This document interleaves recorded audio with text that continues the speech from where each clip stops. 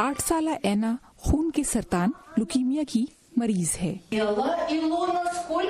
اینا school for super heroes کے ذریعے تعلیم حاصل کر رہی ہے۔ وہ یوکرین کے دارالحکومت کیف کے اومدت ہسپتال میں 1 سال سے زیر علاج ہے۔ ہمارا مقصد ہے کہ جب بچے یہاں آئیں تو انہیں یہ بھول جائے کہ وہ ہسپتال میں ہے۔ یہ ایک غیر روایتی جگہ ہے جہاں آپ کتابوں اور علم کے ذریعے زمین کے کسی بھی خطے کی سیر کر سکتے ہیں۔ مقناطیسی بورڈز اور بچوں کی شمولیت کے ساتھ کھیلے جانے والے گیمز تعلیم حاصل کرنے کے عمل کو اور دلچسپ بنا دیتے ہیں۔ اپنے بچپن میں بھی ہسپتال میں 6 ماہ رہ چکی ہوں اور سمجھ سکتی ہوں کہ ایک بچے کو ہسپتال میں بند ہو کر رہ جانا کیسا لگتا ہے۔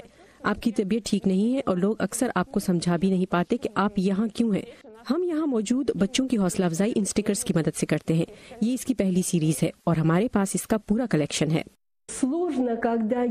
کلاس کو دلچسپ بنانا ایک چیلنج ہے، خاص طور پر اس وقت جب مختلف عمروں کے بچے ایک ہی کلاس میں ہوں۔ اسی لیے میں ایسا مواد اکٹھا کرتی ہوں جسے بڑے بچے بنیادی اسباق کے طور پر دہرا سکیں اور چھوٹوں کے سیکھنے کے لیے وہ ایک نئی چیز ہو۔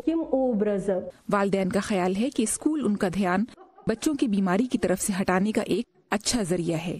میں چاہتی ہوں کہ میری بچی پڑھے تاکہ جو کچھ وہ جانتی ہے اسے بھول نہ جائے، اور پھر بچے ہسپتال کے وارڈز میں پڑھنا بھی نہیں چاہتے، وہاں وہ شرارتیں بھی کرتے ہیں، لیکن جب انہیں پتا ہو کہ انہیں اسکول جانا ہے تو وہ یقیناً پڑھیں گے۔